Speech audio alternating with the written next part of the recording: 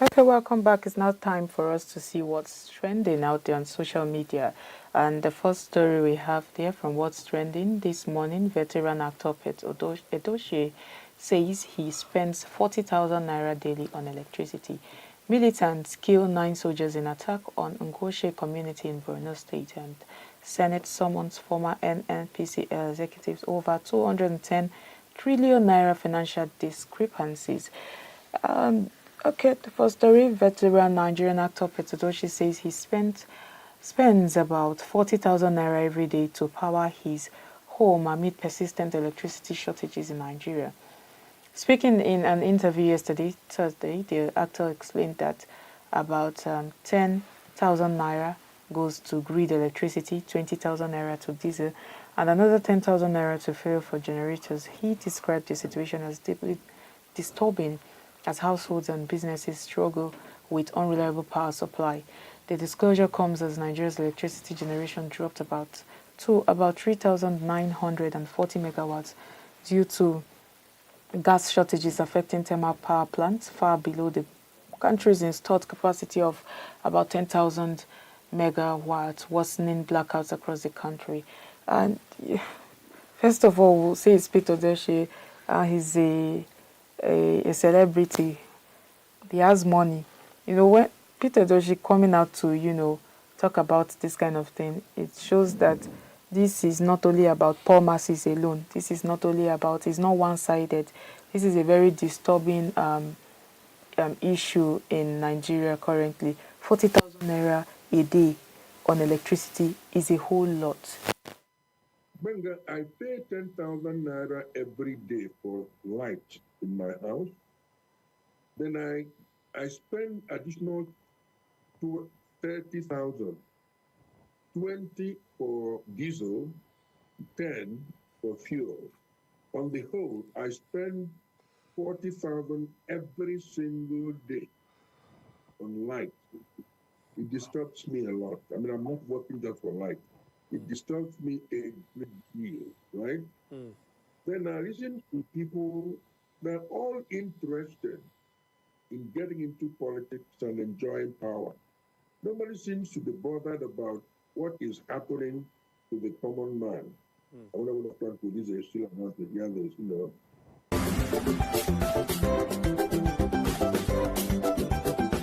Story attached to it, and we say, oh, it's Peter Edochie. Okay, for an actor like Edochie who has decades of work behind him, who has been very successful, is a celebrity, this shouldn't be an inconvenience to him and whatnot, but it is an inconvenience, and this inconvenience is draining. It drains your comfort, it drains your lifestyle, it drains, and quite frankly, it even drains your sanity. Your mental health is at stake here. I went home some days back, and I didn't see light throughout. I couldn't take care of my hair. I couldn't, take my herbs. I couldn't blend anything. I couldn't do anything with light. And that is a problem. And you say, I couldn't walk. I couldn't do anything at all. And you said, and people will come out and say it's not a problem to mental, or because maybe the person in question has the money. You have the money, but you have 40,000 to throw every day because you have the money. I mean, it's a serious problem here if we want to look at the bigger picture of Nigeria's electricity supply. First of all, Nigeria is generating less than 4,000 megawatts out of the 13,000 capacity it is supposed to produce. That's like, it's more like you are, maybe a car is supposed to run for like 200 kilometers and then the car is running for like 60 kilometers. That's a problem.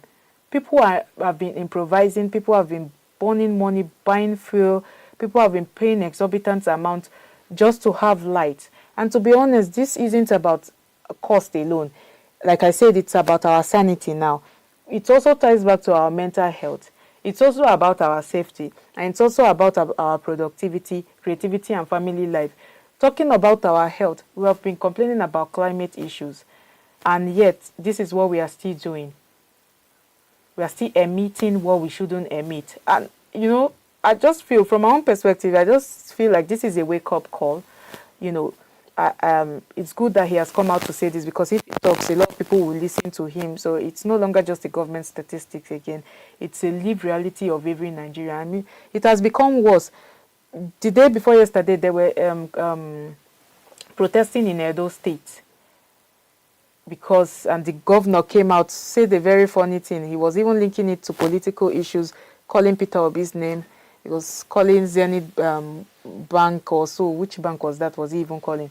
I mean, there's a whole lot here. That's what I'm just trying to. I don't even know what to say again, because this issue about power supply is becoming, electricity supply is becoming a problem in Nigeria, and it's forcing us to question how much longer can we, bear this imbalance. How much longer can this imbalance continue before people will start demanding what is right, before people will start demanding what is real, and what structural reform in energy and distribution should look like. Actor EDOCHIE coming out to cry out his own part of it, that he's been suffering, paying 40,000 naira every day, is actually not a joke. For a person of his status to come out and say this is not a joke, you can now imagine how small businesses are suffering. Other persons that have spent even more are going through it silently and cannot speak, because they feel even if they come out to say something, it will not be regarded. And I like the fact that he came out to say this, because it's telling on everybody. Just imagine you not having light. What would you, how would you even feel? You won't feel comfortable. You won't meet up with things that you're supposed to meet up with. Students going to school won't get their clothes ironed. They won't read at night because there's no light. Using torchlight is another thing to read. It has its own different problem and all that. Somebody said one time that, what has Nigeria actually done for us since we know ourselves to be Nigerians? What problem have they actually permanently solved? And if you check if you check what he said, actually, you would come to realize that there is no permanent thing that they've solved permanent. There's no problem they've solved permanently. Like, okay, we've solved this one is aside. Let's face other things. We are always touching and leaving, touching and leaving, touching and leaving. So this time, like Cynthia said, is a wake-up call for Nigerians to actually look into our electricity issue and get it solved for us at least. Very well said, Mary. And yes, let's see the next story from What's Trending. Suspected militants from Boko Haram attacked the community of NGOSHE I hope I'm pronouncing that correctly, on Thursday, killing at least 9 Nigerian soldiers, the town's chief imam, and several civilians. The assault occurred in Goza local government area, as residents, including returnees from Cameroon, were settling back into the town. Witnesses say the attackers overpowered troops stationed in the area, ransacked homes and set vehicles and buildings on fire. More than 100 women and children were reportedly abducted during the raid, while many residents fled for safety to nearby Polka. Nigeria's military says the Nigerian Air Force launched strikes in response, targeting the militants and reportedly neutralizing more than 50 fighters. The attack has drawn renewed concern over security in the region, with Ali Ndume calling for stronger action to protect communities in Nigeria's northeast. Another one. This attack is very heartbreaking. This continuous repeated attacks is very heartbreaking and deeply concerning, because 9 soldiers were killed, the chief imam, civilians. There was adoptions. It's the stuff of the whole thing that makes me very worried, that makes me want to even pause and think about the resilience of communities in the northeast. NGOSHE is a town that is still rebuilding from terrorist attacks, with many residents it is of recent that they're just returning from Cameroon, where they went to seek asylum after fleeing because of violence. And here we are again. They have not even settled completely. There's yet another brutal assault on this community. It's particularly disturbing because it shows that even military presence alone cannot stop it. Militants like Boko Haram can still execute, they can still organize attacks, even with the presence of military personnel. Because from witness reports, they say that attackers overpowered stationed troops there, militant people there. That's very disturbing. They ransacked homes. they set buildings on still adopt fire and still adopted people. More than 100 women and children were adopted. That is not, this is not, we are not talking, this is not a security lapse any longer. This is a community trauma.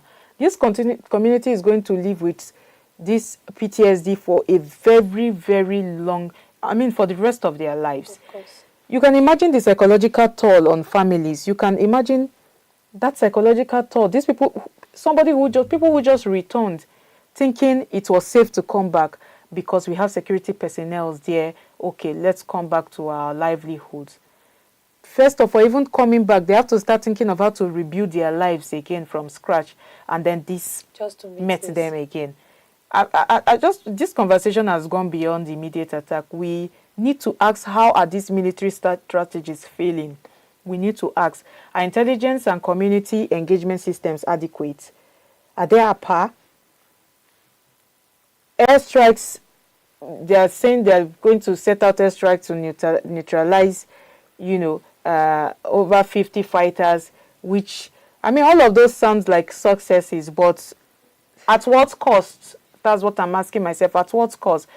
Local communities are still there, being vulnerable, not just NGOSHE. There are other communities too as well. And we have Aline Dume calling for stronger protection. I mean, I think this is, genuinely, this is, I think the whole of me, what I'm saying is just a reflection of my frustration here, because these people have been faced with repeated attacks, and it's very worrisome for a Nigerian. So our security issue is very complex, but it's very painful that it comes at human cost, and the human cost is very enormous. I don't even know what to say to this.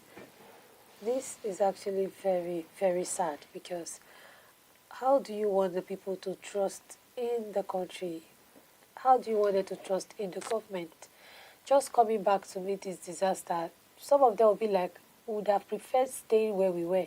Because if you're staying where you are and you're safe, why not continue staying there? They were thinking all these issues were already resolved. That's why I said that it is beyond the headlines. It is beyond the government coming to say we are giving stronger securities, we are doing this, we are doing that, and we're not seeing it in practical reality. These people are people that have been living with fear, just to come back thinking that all the promises, all the news read on television, we are going to be executed for them. They are going to have stronger security. They even heard there were security men there stationed, and they came back to meet their downfall again. And these people have children, they have families, they have life, they have their future to face. But most of them, especially those that were adopted, would then start another life that they didn't even plan for.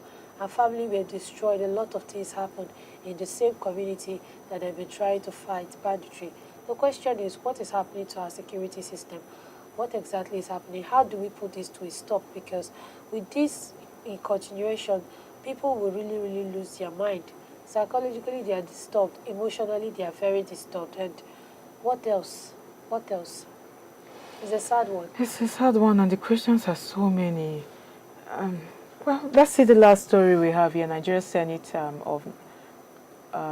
has summoned former executives of NNPCL Limited, including ex-chief executive Meli Kyari and former chief financial officer Umar Jia, over alleged financial discrepancies amounting to 210 trillion naira.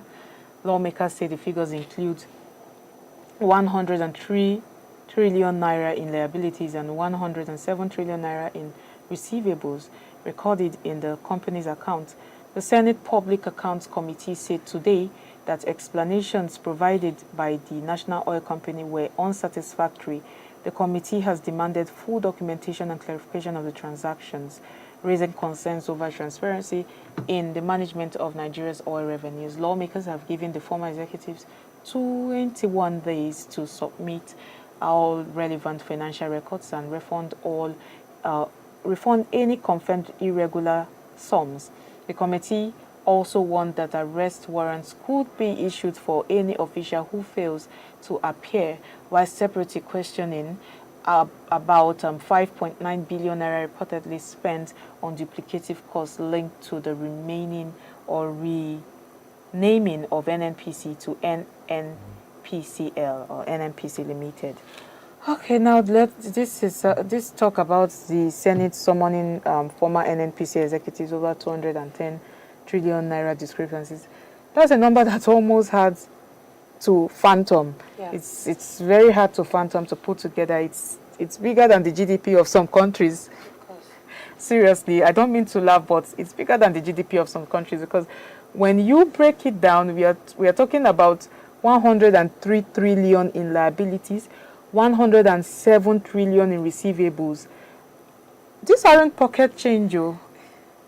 Okay, but I'll just say what really strikes me here is how this plays into the long-standing concern about transparency in Nigeria oil sector, because NNPC has always been a strategic asset, and not just because it produces crude, but because it fills the most government's budget. It fills Nigeria's budget. It fills Nigeria's, money as a whole. Nigeria's revenue, Nigeria's money, when it comes to Nigeria's capital as a whole, it's mostly from the NNPC and, even state projects, literally just the underpinnings of economy of the economy of the country altogether. And the fact that the former executive, including Mele Kyari and what's the other person's name, are being asked to account for this, shows that the Senate is finally pushing for accountability. Because where did all this money go to? But I have to be honest also, because this also raises questions about oversight, mismanagement. How did discrepancies of this magnitude go unnoticed or unchallenged during this time for this long until this time? Yeah. And let's not forget that the 5.1 billion naira reportedly spent on duplicative costs just for, I think they say just for just to rename NNPC to NNPCL. That's a very symbolic gesture that cost the nation real economy, just to change a name, just to make it. I understand that it's more than just a name. We're not changing to a limited, liability company, but just to change a name. Well, from my perspective, it's not just about chasing money. We should think about rebuilding trust in our system completely, and in different institutions, not just the NNPC, not just this NNPCL case. We should think about rebuilding trust. We should think about rebuilding transparency in our institutions. If citizens see that there is no accountability in sectors, especially sectors as critical as our oil sector, the ripple effect will touch on everything. It will touch on everything, from our fuel prices to even the electricity that we are battling seriously now, to even national confidence in governance. We should just think of rebuilding our system properly, and it should be based on, rebuilding it on the basis of trust, on the foundation of trust. The Senate's giving a 21-day window is quite okay, but the real major is not about giving that 21-day window. It's whether these officials will provide the clear documentation that is required of them. If not, I don't know. Legal actions have to follow with this. Serious legal actions have to follow. Where if you want this to work, you chop, I chop. So I don't know about that fully, but they should actually do more about this and investigate more and make sure that since it's on the news, they should do justice to it accordingly. Okay, justice should be meted out accordingly. Very, very important. But that is the much we can bring from across the what's trending on social media. There's a lot of things trending on social media. So a lot. If we begin to take all of them, we will sleep here. But do not forget that Idea Research Institute of Interest is out, is up for download. What do I always say about this? That I bring you good news. Idea TV brings you good news, and that good news is that it is available and it is free for download. We've spotlighted the Nigeria Natural Medicine Development Agency (NNMDA). We've spotlighted Council for Scientific and Industrial Research (CSIRO). We've spotlighted a whole lot of others. So you want to see the institutions in Nigeria and around Africa that are, you know, making impactful and meaningful changes, that are actually doing something. Spotlighted the Kenya Medical Research Institute, well, you know, in the aspect of public health. Let's see what all of these institutes are doing, how they are taking up research in Africa, how they are, you know, turning it into patents and turning it into something, you know, we will look to forever, turning it into innovative thinking and innovative solutions, which is the goal at the end of the day. So go and download. And if you don't like reading, we have also made it very easy for you. The videos are up there on our YouTube. Go and watch them. Tell your friend, tell somebody to tell somebody to tell another person. Tell your friend to tell a friend. Go and watch it. You know, if you enjoy reading, it's up there for you to download. It's on our website at Idea TV, www.ideatv live. Watch it. If you don't like to watch, if you don't like to read, you can watch it, like I said before. But that's the much we can bring your way this morning on the Idea Morning Digest. Yes. My name is Cynthia Bassi, and of course I've been with Mary Ojumajoy. All right, and that's how we say bye for now.